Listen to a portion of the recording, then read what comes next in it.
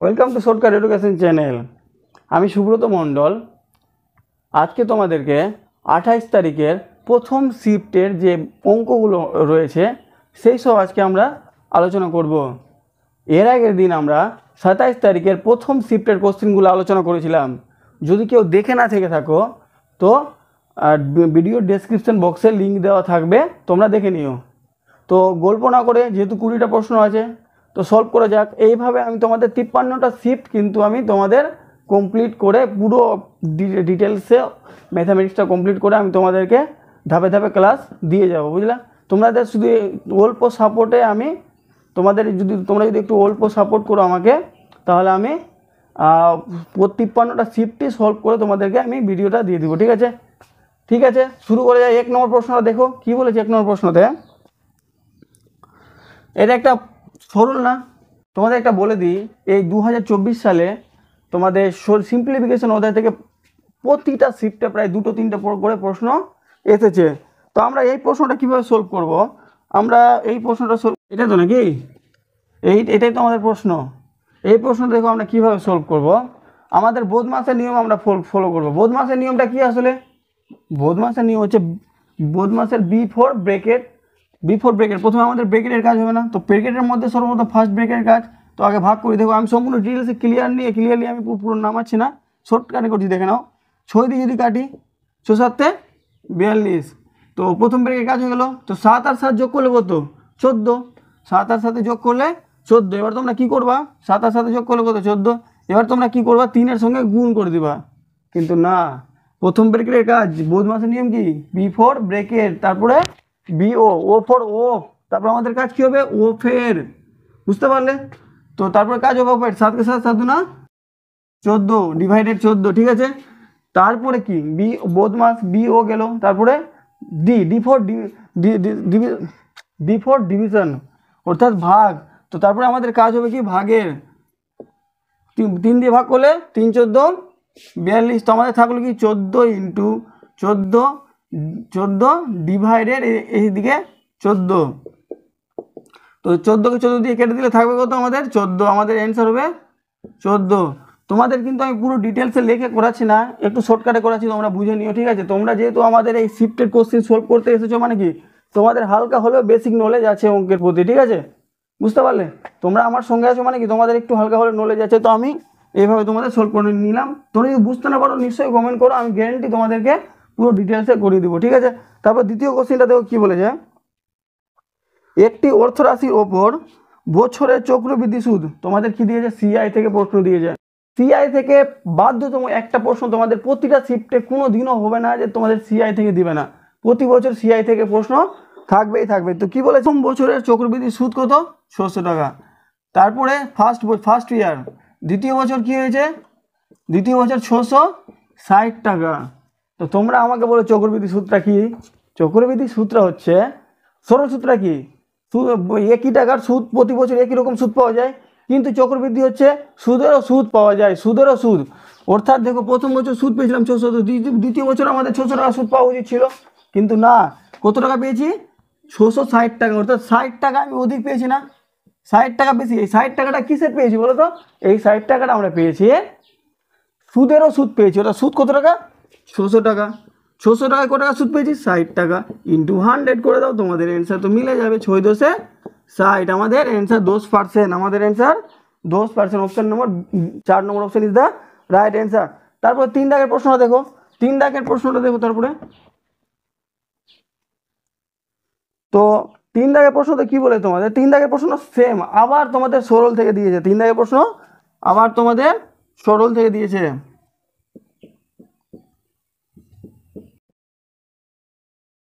তো 3 দাগের প্রশ্নটা কি? সরল। তো আমি তো সরলতে কিছুক্ষণ আগেই তোমাদের সঙ্গে ডিসকাশন করলাম। সরলে কি? প্রথমে বোধমাস বিফোর ব্রেকেট, প্রথমে ব্রেকেটের কাজ। তো ব্রেকেট অর্থাৎ 4 একে 5, 4 একে 5। এবার বলবে দাদা 4 আর এদিকে 3 আছে, গুণ করে নি? না, গুণ আমরা করতে পারবো না, আমরা গুণ করতে পারবো না। প্রথমে 5 আছে না এখানে, গুণিত 5/2, অর্থাৎ ভাগ আমরা করবো আগে, ঠিক আছে? ভাগ করলাম। তারপরে এবার কাজ হবে আমাদের কি? 20, 5 × 3 = 15/2 না? 15/2 আমি একটু করে নিলাম, ঠিক আছে? এরা এরকম করে করলাম, নয়তো তোমাদের মনের মধ্যে থাকবে দাদা আমাদের পুরো ডিটেলসে করে দিচ্ছে না, আমি যদি শিখতে চাই, এই জন্য তোমাদের এটা করে দিলাম, ঠিক আছে। তো এটা যদি 20 গুণা 40, 40 থেকে 15 বাদ দিলে কত? 40 থেকে 20 গুণা 40, 40 থেকে তোমাদের যদি 20 বাদ দিই তো থাকছে 20, তো থাকছে তোমাদের 25, 25/2, তোমাদের অ্যান্সার আসবে 12.5। আমাদের 3 number option is the right answer. তারপরে 4 দাগের প্রশ্নটা তোমরা সলভ করো। 4 দাগের প্রশ্নটা দেখো, আমার বোর্ড মুছতে মুছতে তোমাদের কিন্তু প্রশ্নটা সলভ হয়ে যাওয়া উচিত। যদি তোমরা আমার সঙ্গে কোশ্চেনগুলো সলভ করতে থাকো তাহলে আমার বোর্ড মুছতে মুছতে তোমাদের যাতে কোশ্চেনগুলো সলভ হয়ে যাওয়া উচিত, ঠিক আছে। তো 4 দাগের প্রশ্ন দেখো কি বলেছে,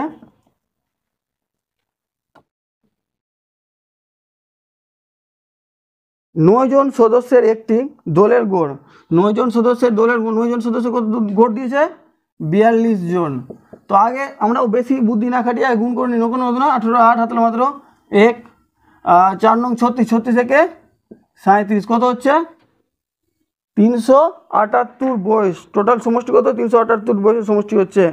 তো জ্যেষ্ঠতম বলতে বড় ভাই, বড় ছেলের বয়স হচ্ছে 58 বছর। যদি ওই জ্যেষ্ঠতম সদস্য দলকে থেকে বাদ দিয়ে দেওয়া হোক, অর্থাৎ যে 9 জন যে সদস্য আছে না, 9 জন সদস্যের মধ্যে একজন সবচেয়ে যে বড় আছে ওই বাদ হয়ে যাবে। তো ওর বয়স কত? বাদ হয়ে যাবে মানে কি? বাদ দিয়ে দাও ওকে, কী বলবো আর, ওকে বাদ দিয়ে দাও। বাদ দিয়ে দিলে 8 থেকে 8 বাদ দিলে 0, 7 থেকে 5 বাদ দিলে কত? 2, 3, তো আমাদের কত হলো? 332। আমাকে বলো তো আগে 9 জনের মধ্যে একজন বাদ হয়ে গেলো, থাকলো কতজন? 8 জন না? তো তারপর কি বলেছে, তাহলে বাকি সদস্যের গড় কত হবে? বাকি সদস্য বলতে যে 8 জন বেঁচে থাকলো সেই 8 জনের গড় কত হবে? তো অর্থাৎ 320কে আমরা 8 দিয়ে ভাগ করলে পেয়ে যাবো, 8 × 4 = 32, কত হবে আমাদের? 40। আমাদের গড় বয়স কত হবে? 40। আমাদের 3 number option is the right answer. তারপর 5 দাগের প্রশ্নটা দেখো,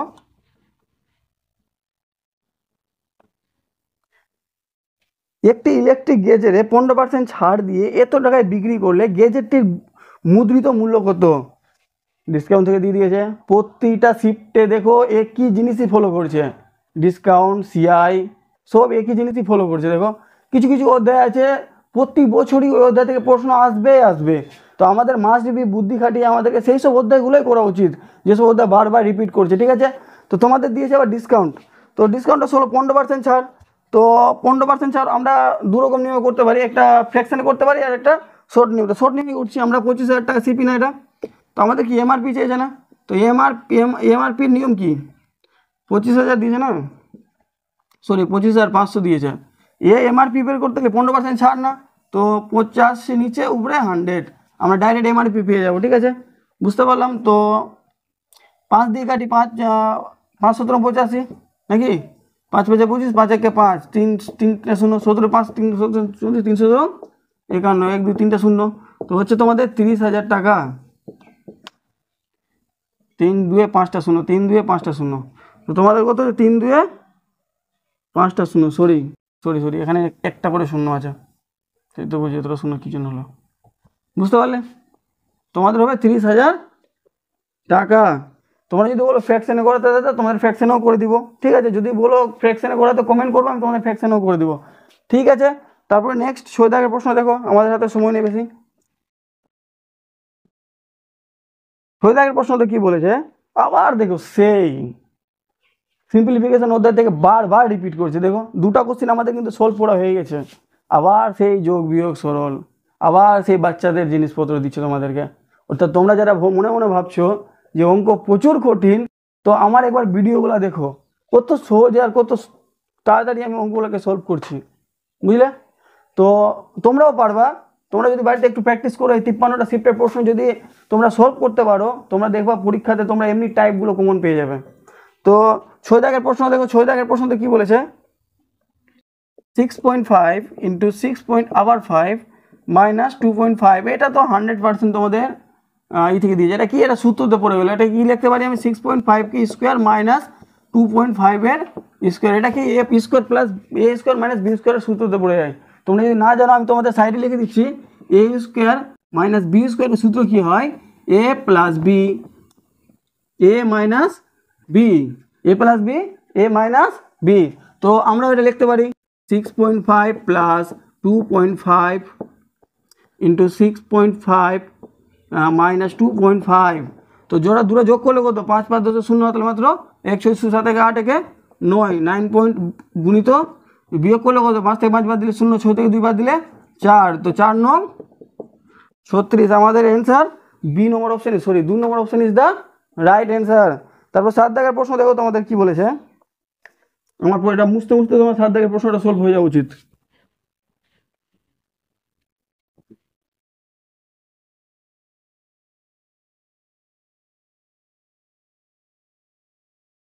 যদি মনীষ একটি কাজের 3/5 অংশ 48 দিনে করে, মনীষ কি বলেছে, মনীষ বলতে এম ধরলাম, ঠিক আছে। মনীষ 3/5 মানে একটা কাজ আছে 5 ভাগ, একটা কাজকে 5 ভাগ করেছে, 5 ভাগের মধ্যে 3 ভাগ কত দিনে করছে 48 দিনে করছে, 3 ভাগ 48 দিনে করছে, ঠিক আছে। সম্পূর্ণ করতে পারে, তাহলে মনীষ ওই একই কাজের 1/5 অংশ। তো আগে টোটালটা কাজ তো বের করি, ঠিক না। টোটাল কাজ কীভাবে বের করবো, টোটাল কাজ 1 অংশ, অর্থাৎ টোটাল কাজটা কত বের হয়ে যাবে এবার 48 ইন্টু নিচে 5 উপরে 3, 3 দিয়ে কাটলে 3 1 3 1 8 3 6 18 5 16 তা 16 ইন্টু 5 লিখে দিই নাকি। এটা আমাদের টোটাল কাজ। এবার কি বলেছে, টোটাল কাজের 1/5 অংশ কত দিনে সম্পূর্ণ করতে পারবে। টোটাল কাজের 1/5 অংশ, টোটাল কাজের 1/5 দিয়ে গুণ করে দাও, 5 5 কেটে দিল, কত হবে 16 দিনে। কত দিনে 16 দিনে। আমাদের 1 number option is the right answer. তারপরে তোমরা 8 দাগের প্রশ্নটা করো। 8 দাগের প্রশ্ন দেখো কি আছে।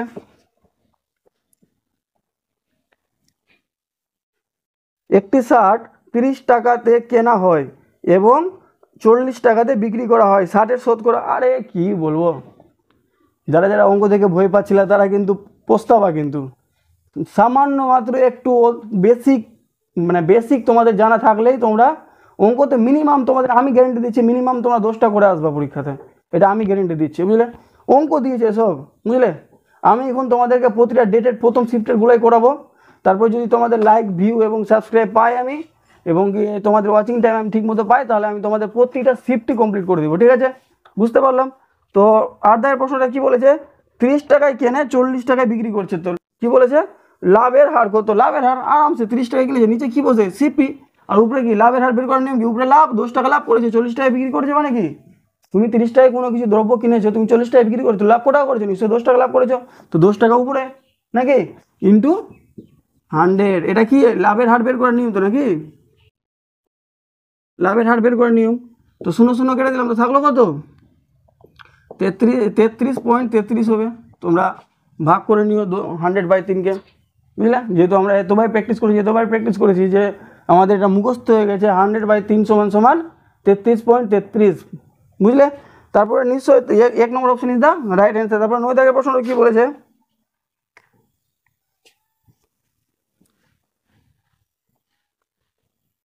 তারপর 9 দাগের বলেছে 9 এর প্রথম 5টি বিজোড় গুণিতকের গড় কত। আবার দেখো ধারাবাহিক, তোমাদের এর আগের শিফটে একটা ধারাবাহিক দেখিয়েছিলাম, কিন্তু এটাতে কি বিজোড় সংখ্যার ধারাবাহিক দিয়েছে। তো যাকে এটা কিন্তু একটা সূত্র আছে, যে সূত্রটা আমরা জীবনে মনে রাখতে পারলাম না। একটু আমি নিজের কথা বলবো, আমি নিজেও সূত্রগুলো মনে রাখতে পারি না। আমি তোমাদের অঙ্ক পুরো বুঝে তোমাদেরকে বলি, এই জন্য তোমাদের বলি তোমরা পুরো ভাষা বুঝে অঙ্ক করার চেষ্টা করো, ঠিক আছে। তো 9 এর গুণিতক বলেছে না, বিজোড় সংখ্যার গুণিতক বলেছে না, গুণিতক মানে কি নকেন নামতা না, তো আমরা নকেন নামতা লিখে দেবো, নকেন 18, 3 নং 27, 4 নং 36, নকেন 3 7 4 নং 36, 5 নং 45, 6 নং 54, 7 নং 63, 8 নং 72, 9 10 90। তো আমাদের কি বলেছে 9 এর প্রথম 5টি বিজোড় সংখ্যার গুণিতক, 9 এর প্রথম 5টি বিজোড় সংখ্যা কত, 9 একটা বিজোড় সংখ্যা, 27 একটা বিজোড় সংখ্যা, 45 একটা বিজোড় সংখ্যা, 63 একটা বিজোড় সংখ্যা নাকি, সরি এখানে 9 নং 81 হবে, 9 নং 81, 9 নং 81, 9 10 90। তো 5 নম্বর বৃহত্তম সংখ্যা, 5 নম্বর গুণিতক কোনটা, 81 তোমাদের, বুঝলে। তো আমি তোমাদের একটা কথা বলে দিই, তোমাদের ধারাবাহিক বা বিজোড় বা জোড় কিংবা ঘন সবটাই কিন্তু তোমাদের একটা নিয়ম বলেছিলাম, কি বলতো, সব সময় গড় কোথায় হবে, মাঝখানে। গড় কোথায় হবে, মাঝখানে। তোমাদের গড় অ্যান্সার কত হবে, অ্যান্সার হবে তোমাদের 45। দেখো এদিকে দুটা এদিকে দুটা, মাঝখানেরটা গড় এভারেজ। তোমাদের 45 অ্যান্সার রাইট। 9 দাগের 4 number option is the right answer. তোমরা যদি বলো দাদা সূত্র অনুযায়ী করো, তো তোমরা কমেন্ট করো, নিশ্চয়ই তোমাদেরকে আমি সূত্র অনুযায়ীও করাবো, সূত্র অনুযায়ী পুরো ডিটেলসে দেখিয়ে দিব, ঠিক আছে, বুঝতে পারলে। আর যদি তোমরা বলো না যে আমি এটাতে স্যাটিসফাই না, তো তোমরা এই 5টা যোগ করে 5 দিয়ে ভাগ করে দাও, তোমরা 45 পাবে, ঠিক আছে। তারপরটা 10 দাগের প্রশ্নটা করে যাক। 10 দাগের প্রশ্ন কী থেকে দেওয়া হয়েছে? 10 দাগের প্রশ্ন দেওয়া হয়েছে অনুপাত থেকে। তো তোমরা সলভ করো আমার বোর্ড মোছার আগেই। বলেছে 5m, একটু এটা হার্ড আছে মনে হচ্ছে, plus n by 5m minus n সমান সমান কি 5/2। তো m is equal to n সমান সমান কত? তো আমরা কী করবো এটাকে? আমরা এটাকে কোনাকুনি গুণ করব। তো কোনাকুনি 5 5 25m মাইনাস 5n, তারপরে 5 5 5 5 5 10m প্লাস 2m n। তো এমগুলোকে একদিকে করবো আর এনগুলোকে একদিকে করবো। তো 25m, আর এটাকে যদি এদিকে নিয়ে আসি তো মাইনাস 10m। তোমরা দাদা এটা বেশিকে কেন করাচ্ছ? বেশিকে করাচ্ছি 2n, এটা যদি এবারে যায় প্লাস 5n। তো বাবা বিয়োগ দিলে কত? 15m, 5 থেকে 2 যোগ করলে 7n। তো m is equal to n সমান সমান 7 ইজ ইকাল টু 15। তো আমাদের অ্যান্সার হবে 7। 4 number option is the right answer. তো তারপরে 11 দাগের প্রশ্ন দেখো তোমরা কি বলেছে। 11 দাগের প্রশ্নতে কি বলেছে? m n এর চেয়ে দ্বিগুণ দক্ষ। m n এর চেয়ে, দেখো টাইম অ্যান্ড ওয়ার্ক থেকে দিয়েছে, আর টাইম অ্যান্ড ওয়ার্ক থেকে তোমাদের এই টাইপটাই বারবার ফলো করছে। আমি তোমাদের প্রায় 3টা শিফট এখন সলভ করছি, প্রতিটা শিফটে আমি এই টাইপটাই পেয়েছি। তো এই টাইপটা তোমাদের করে যাওয়া উচিত আমার হিসেবে, বুঝতে পারলে? তো দেখে নাও কি বলেছে, m আর n, m is equal to n নাকি? m n এর চেয়ে দ্বিগুণ দক্ষ, m n এর চেয়ে দ্বিগুণ দক্ষ, এই 2 এ 1, এটা কি দক্ষতা? এটা তো দক্ষতার অনুপাত না, এটা দক্ষতার অনুপাত। তোমরা যারা টাইম অ্যান্ড ডিস্টেন্স অধ্যায় করেছো তারা একটা জানো, স্পিডের অপোজিট কি হয়? টাইম, ঠিক আছে? বুঝতে পারলে? তো এখানে আমাদের কি বলেছে, লাস্টের লাইনটা দেখবো, এখানে 66 দিনে কম সময়ে একটি কাজ শেষ করে। 66 দিন কম সময় বলেছে না, এটা তো আমাদের দক্ষতার অনুপাত পেলাম। আমি এখানে সময় অনুপাত পেলাম কি? পেলাম না। তো আমাকে সময় অনুপাত পেতে গেলে কি করতে হবে? আমাদের এটাকে উলট পালট, 1 এখানে 2। তো এবার কি পাবো আমরা? এটা সময়ের অনুপাত পেয়ে যাব, এটা আমরা আবার সময়ের অনুপাত পেয়ে যাব। তো কি বলেছে? m n এর থেকে 66 দিন কম সময়ে একটি কাজ শেষ করতে পারে। m n এর থেকে 66 দিন কম, এখানে কত দিন কম করতে পারছে? এখানে 1 দিন কমে কাজ করতে পারছে, অর্থাৎ আমি 1 দিন সমান সমান 66 দিন বলতে পারি না? যারা একবারে বুঝতে পারছো না তারা ভিডিওটাকে আবার দেখো, নিশ্চয়ই তোমরা বুঝতে পারবে, এটা আমি গ্যারেন্টি দিচ্ছি, ঠিক আছে? তো 1 সমান সমান আমি 66 বলতে পারি, বুঝলে? তো তারপর কি বলেছে, যদি দুজনে একসাথে কাজ করতে চায় তাহলে ওই কাজটি কতদিনে শেষ করবে? অর্থাৎ আমাদেরকে টোটাল কাজটা আমাদের বের করতে হবে। অর্থাৎ আমি আগে 1 সমান সমান যদি 66 হয়, তো m কতদিনে কাজ শেষ করবে? 66 দিয়ে গুণ করে দাও, দুটাকে 66 দিয়ে গুণ করলে কত? m 66 দিনে শেষ করবে m, আর n শেষ করবে 66কে 2 দিয়ে গুণ করলে 132 দিনে, বুঝলে? 132 দিনে, 6 × 12 2 হাতে মাত্র 1, 6 × 12 ক্ষেত্রে, ঠিক আছে? 132 দিনে। তো টোটাল কাজটা 132 হবে নিশ্চয়ই, লসাগু, ঠিক আছে? এখানে 2, এখানে 1, 2 এখানে 1। তো টোটাল কাজটা যদি 132 হয়, 132, তো তাদের কর্মক্ষমতা কত? তোমাদের দুজন একসঙ্গে কর্মক্ষমতা 3 দিয়ে যদি 3 4 12, 1 3 4 12, কত? 44 দিনে। আমাদের অ্যান্সার হবে 44 দিনে। আমাদের 3 number option is the right answer. তারপর তোমরা 12 দাগের প্রশ্ন দেখো কি বলেছে। 12 দাগের প্রশ্নতে কি বলেছে? শনির আয় সোনুর আয়ের 15% বেশি, এবং সোনু, দেখো সোনি একটা, ওরা 2 ভাই বোন আছে। সোনি আছে একজন কে আছে? সোনি। আর একটা আছে সোনু, আর একটা ছেলেটার নাম কি আছে? সোনু, ছেলেটার নাম আছে সোনু। আরেকজন কি আছে? আরেকজন আছে, দেখো আরেকজন আছে মনু, আরেকজন কি আছে? মনু, আরেকজন কি আছে? মনু। তো আমরা এই টাইপের প্রশ্ন আমরা কি করি, আমি আমার ছাত্রদেরকে শিখিয়েছিলাম, দেখো এই টাইপের প্রশ্ন আমরা শর্টকাটে করার জন্য আমরা মনু থেকে শুরু করব। মনুর আয়ের থেকে 30% বেশি, সোনুর আয় মনুর আয় থেকে 30% বেশি। সোনুর আয় মনুর আয় থেকে, মনুর আয় যদি আমি 100 টাকা ধরি, তো সোনুর আয় 30%, 130 নাকি? ঠিক আছে? শনির আয় সোনুর আয় থেকে 15% বেশি। তো আমরা সাইডে করে নিই, সোনির আয় সোনুর আয় থেকে 15% বেশি। তো 130 থেকে 115/100 করে দিই নাকি? একটা 0 0 কেটে দিলাম। তো আমরা 10টাকে আর কাটতে যাবো না, 10কে কাটলে আমাদেরকে ভাগ করতে অসুবিধা হবে। তো 13 দিয়ে গুণ করে নাও, 13 দিয়ে যদি গুণ, 5 13 65, 5 হাতে মাত্র 6, 13কে 13, 13 আর 6 কত? 13 আর 6 19, 19 আর 9 হাতে মাত্র 19 আর 9 হাতে মাত্র 1, 13কে 13, 13 আর 1-এ 14/10। তো তোমাদের দেখাচ্ছে কত? 9.5। তো আমাদের কত আসছে? 149.5। তো তারপর কি বলেছে আমাদের? শনির আয় মানুর আয়ের কত শতাংশ বেশি? শনির আয় মানুর আয়ের কত শতাংশ বেশি? কত শতাংশ? 100, এর 100 টাকা, এর 149.5 টাকা। কত বেশি আছে? কত বেশি আছে? 49.5 বেশি আছে না? তো আমাদের এটা হবে অ্যান্সার। আমাদের 1 number option is the right answer. তারপরে 13 দাগের প্রশ্ন দেখো তোমরা কি বলেছে। তারপর 13 দাগের প্রশ্ন দেখো কি বলেছে। 13 দাগের প্রশ্ন সিম্পল আমাদের কি আছে, আবার দেখো তোমাদের এই সরলই দিয়েছে। তোমাদের বেশিরভাগটা তোমরা লক্ষ্য করে দেখো, তোমাদেরকে সরলটাই বেশি করে দিচ্ছে, ঠিক আছে? বুঝতে পারলে? তো সরলটা আমরা কি করব, প্রথমে যোগ করলে কত, 3 আর 9 যোগ করলে 12, 2 হাতে মাত্র 1, 3 2 5 1 6, 62। তো 62 ইন্টু আছে না এখানে, 62 ইন্টু 3 আছে না, 62 ইন্টু 3। তো যদি করি 3 কে 3 দুনা 3 কে 3 দুনা 6, 3 6 18, 186। তো 186 বাদ দিলে কত থাকছে? 7 থেকে 6 বাদ দিলে 1, 7 থেকে 6 বাদ দিলে 1, হাতে 15 থেকে 8 বাদ যাবে না, হাতে তাহলে 15 থেকে 7 বা 8 বাদ দিলে 7, হাতে দিলাম 1, 1 থেকে 71 হয়ে গেল না? তো আমাদের এইটুকুরা কাজ হয়ে গেল। দেখো আমরা কিন্তু শর্টকাটে করছি, ঠিক আছে? আমরা পরীক্ষা কিন্তু শর্টকাটেই করবো, ঠিক আছে? বুঝতে পারলাম? তারপর 71 থাকছে না, 71কে 4 দিয়ে গুণ, 71কে 4 দিয়ে যদি গুণ করি তো কত হচ্ছে? 4কে 4, 4 9, 4 7 28, 4 7 28। তারপরে প্লাস আছে 45, 45 যোগ করে নাও। 45 যদি যোগ করি কত? 4 5 9। আর এদিকে কত? 8 4 যোগ করলে, 8 4 যোগ করলে কত? 12 2 হাতে মাত্র 1, 329 ইন্টু কত আছে? 13, 329 ইন্টু 13। তো আমাদের প্রথমে 7 9, 3 9 7, নতুন 18, 3 9 7, লাস্টে 7 আছে না? তো কত নম্বর অপশানে 7 আছে? এই 2 নম্বর অপশানে 7 আছে না? তো আমাদের অ্যান্সার কত হবে? 2 number option is the right answer. আমরা পরীক্ষা কিন্তু এইভাবেই করবো, ঠিক আছে? শর্টকাটে, ঠিক আছে? তো আমরা পুরোটা গুণ করে নিই। পুরোটা গুণ করলে কত আসবে? 42 77 আসবে তোমাদের অ্যান্সার। বুঝতে পারলে? তো তারপর এটা দেখো তোমরা, তারপরে 14 দাগের প্রশ্ন দেখো কী আছে। তোমরা যদি বলো যে দাদা এই সরলটা আমরা শর্টকাটটা বুঝতে পারলাম না, তোমাদের বলো, তোমরা কমেন্ট করো, নিশ্চয়ই এরপরের ভিডিওতে আমি পুরো সলিউশন করে দিব, ঠিক আছে? যেহেতু 20টা প্রশ্ন করাচ্ছি কিনা, তো বেশি লং ভিডিও হয়ে গেলে সবাই কিন্তু ভিডিওর মধ্যে ধৈর্য ধরে থাকতে পারে না। বুঝতে পারলে? এই জন্য আমি তাড়াতাড়ি করছি যাতে ভিডিওটা কম টাইমের মধ্যে হয়। তো 14 দাগের প্রশ্ন দেখো কী বলেছে।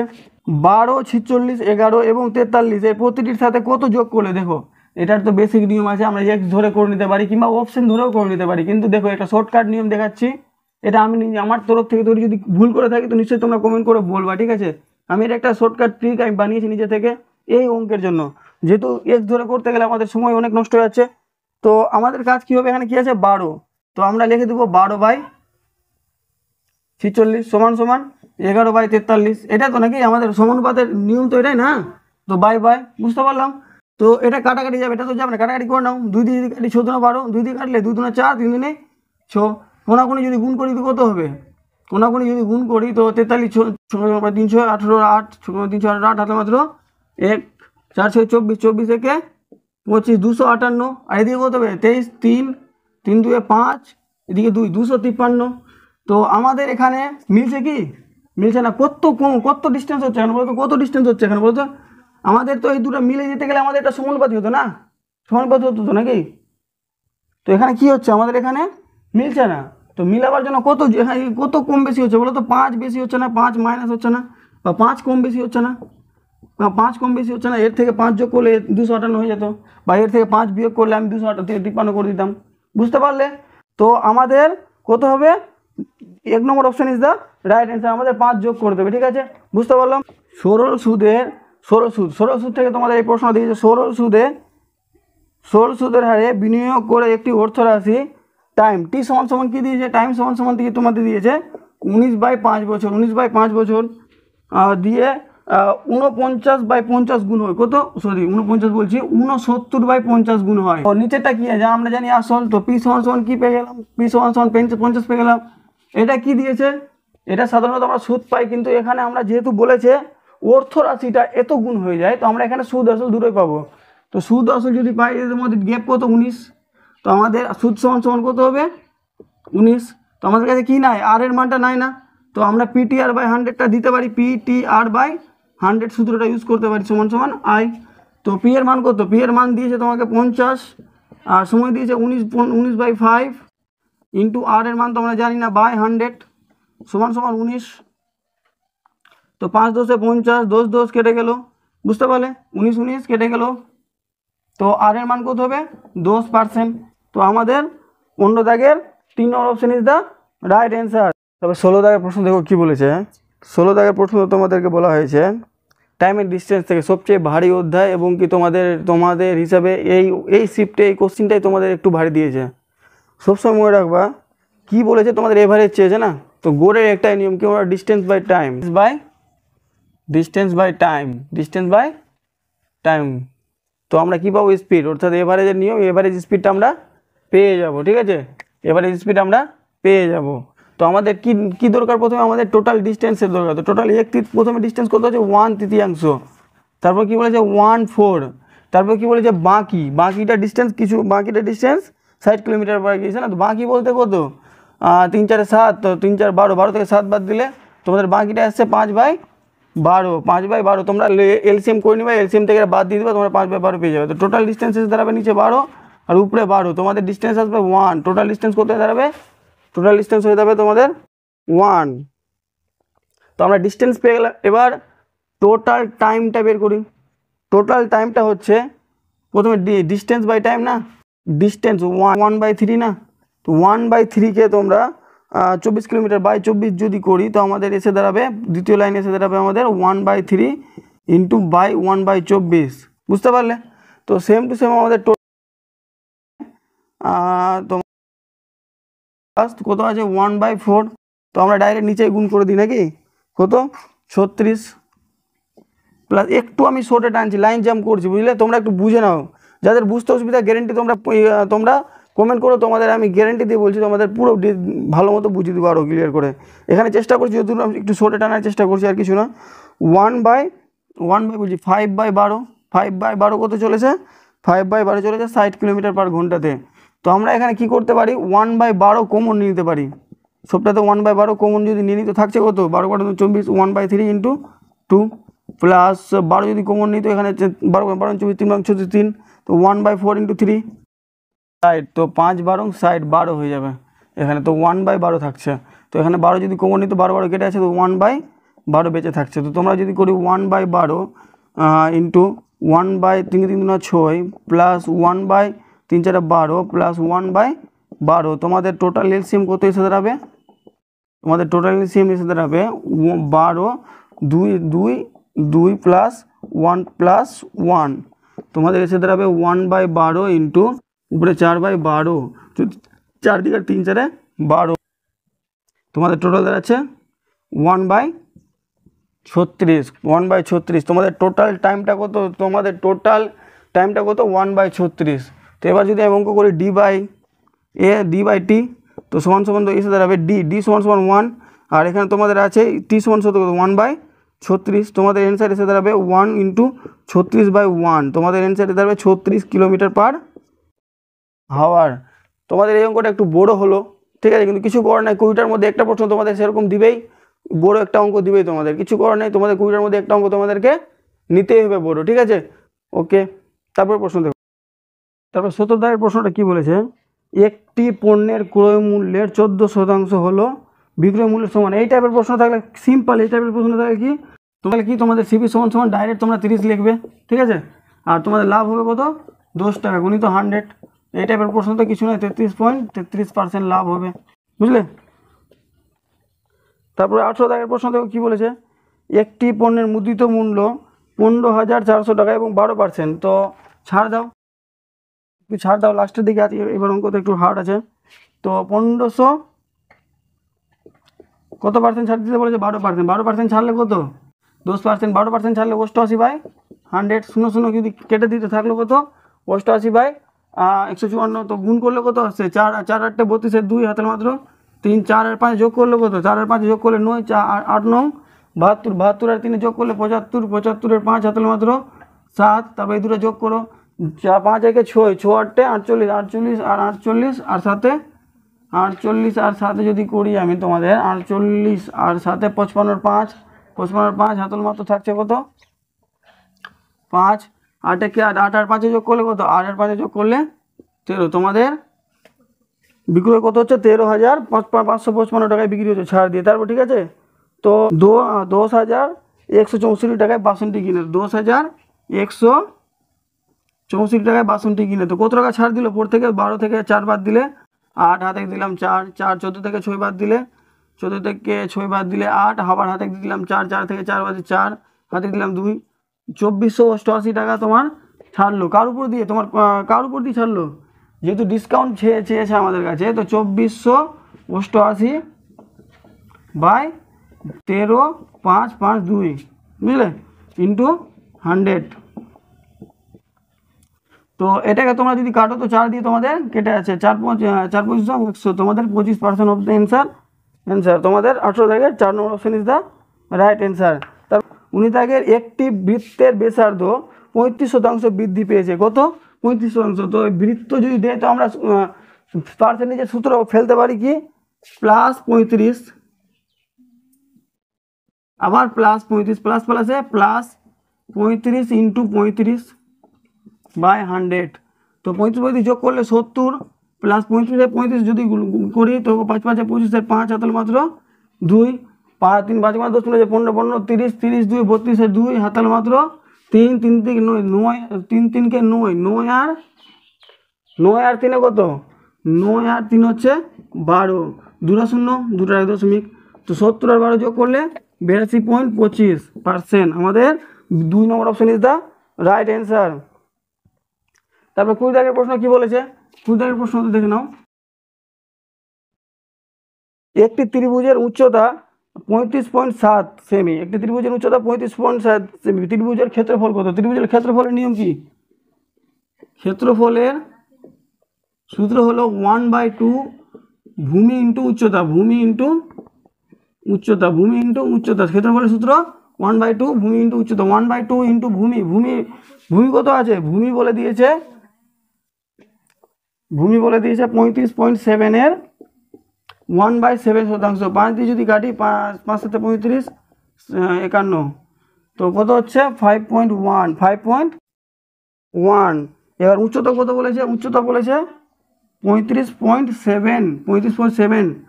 তো তোমরা এটা কাটাকাটি করে পাবা 91.035 সেমি স্কোয়ার। বুঝতে পারলে? আমাদের 1 number option is the right answer. ঠিক আছে, একটা ভিডিও তৈরি করতে আমার অনেক পরিশ্রম হচ্ছে, বুঝলে। তো তোমাদের যদি ভিডিওগুলো খুব ভালো লেগে থাকে আর তোমাদের যদি মনে হয় যে না তোমাদের 2024-এর যে 53টা শিফট আছে সম্পূর্ণ তোমরা বাংলাতে সলিউশন চাইছো, তো নিশ্চয়ই আমার এই চ্যানেলটাকে সাবস্ক্রাইব করো এবং কি তোমরা কমেন্ট করো।